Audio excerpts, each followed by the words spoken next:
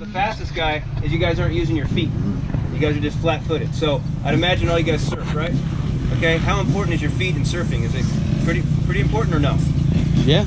Yeah? You gotta be in the right spot. I mean, right spot, but you're using your feet and you're pushing off with them or no? Yeah. Yeah? Okay. Yeah. So I don't fucking surf, so I'm asking you questions. Yeah, right? guaranteed. So surfing is pretty important because that's your first point of contact from body to board, right? Yeah, my legs do it, yeah, but my feet are the one that's planted to the ground.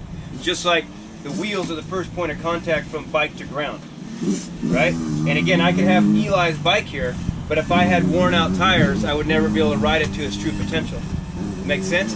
So if you're just riding the motorcycle flat-footed, you're not using your body to the true potential, or you'll be able to control this bike to its true potential, okay? So when we look at the motorcycle, we have to look at it. So all the weight of your seat is down low, right? The engine's down low, the swing arm, all the heavy stuff is down low, and now all the manufacturers are putting the weight, the gas, down lower and in the middle of the bike now, right? The highest point of this motorcycle is a cable. So saying that, and now everything on this motorcycle has to move properly, has to move to its true potential. If this clutch had too much play in it, or the throttle was too stiff, or the brake was something, would you guys bring it in and adjust it? Yes, because you wouldn't be able to ride this motorcycle to its true potential. So if you're not allowing your body to be in the right position or to use all the joints, everything that's supposed to move in it, you're not going to be able to use your body to its true potential. So I'm going to start adding your body up to the motorcycle. You get what I'm saying? So all the weight's down low. Everything on this bike that moves needs to move to its true potential, or you're not going to be able to ride this bike as fast as you can. Okay? So what I see you guys aren't controlling the bike where you should be controlling it. You want to be controlling it at the lowest point possible, closest to the rear wheel, that's controlling 90% of the bike, and that's in the middle of the bike, and that's at your feet. Okay? You want to be controlling the bike at your feet, because they put weight down low, well, this is where you need to be controlling the bike.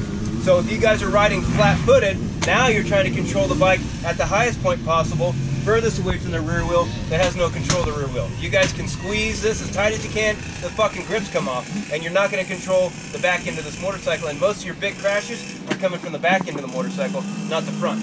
Okay? And if you're trying to control the motorcycle at the highest point, your arms are going to be stiff, and you're going to exaggerate everything the motorcycle does. Okay? So what I'm seeing you guys doing is you guys are riding a little bit flat-footed, okay? And I said, hey, I need you guys to control the motorcycle, so I want you to grip on with your feet. Okay, if I grip onto my feet, look what I'm doing. I'm hitting my levers. So what do? I gotta rotate my feet out. And I guarantee almost every single one of you guys wore out the bottoms of your boots, right? Because you're constantly just doing this. You're constantly just grinding on it, right? I've never worn a pair of boots out in my entire life on the bottom because I'm always back and forth, okay? So if I'm saying, you guys are like this, is you see my toes away from the bike, the ankles may be against it, my knees are out, and if you can see me from this side, if I'm here, my ankles are in front of my hips, correct?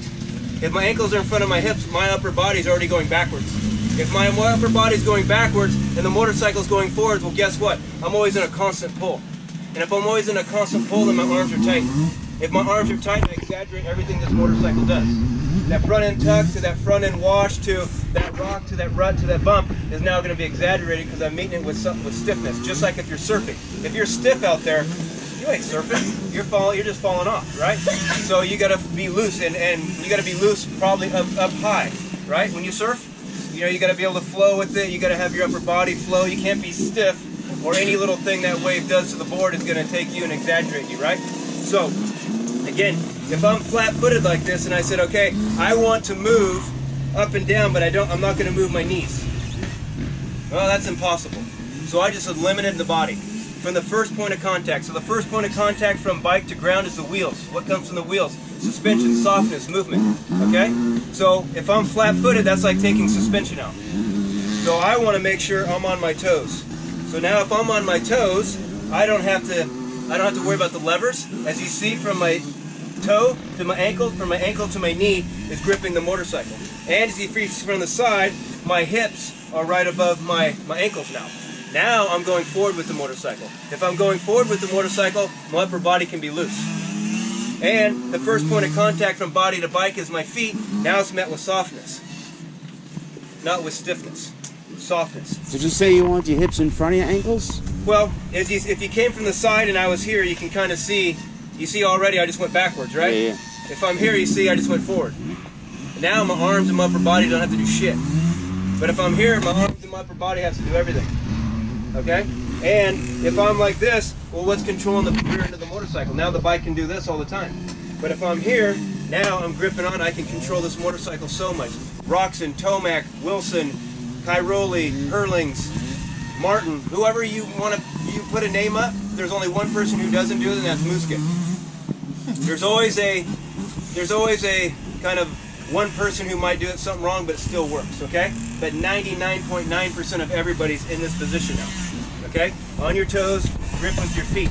Now you can control a motorcycle. Now you can be loose up high, okay? It's just like it's just like a tree. If you look at this tree, down at the bottom is the roots, it's strong. Up high, it's loose. It has to withstand whatever direction that wind is coming from. Well, the body needs to be the same. I need to control the motorcycle here, but I have to be loose up here because of whatever the track is given to the bike and the bike's given to me. I need to be the loosest up at the highest point, okay? And that's where I'm so anti-neck brace, because you're so locked up here that you start doing this. You get what I'm saying? You start doing this. And then the one you're wearing is the most dangerous thing you could ever wear, because you have a carbon fiber strut laying on your spine that does not move. So if you go backwards, if you crash, guess what's happening? Pop. That carbon fiber strut's going right into your spine. T4, T5, T6. Paralyzed.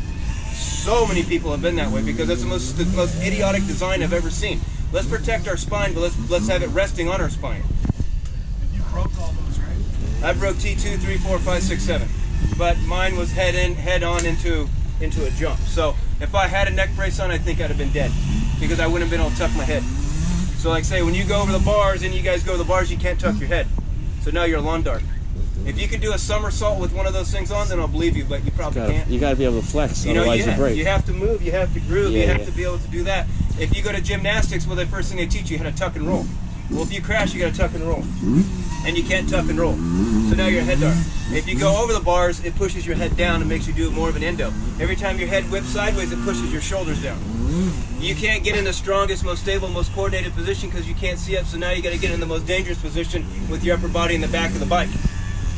You get what I'm saying? So these neck braces cause more problems than they help, because they're designed for after the crash has happened, and you don't have any control of how you're going to land after the crash has happened, but you have all the control where you're going to be before the crash has happened. And if you're usually wearing a neck brace, you're not so bad, but just there's a lot of people ride like this, as you see. And so now they're in the most dangerous position, so they're making the 1 in 100% of crashes 10 in 100.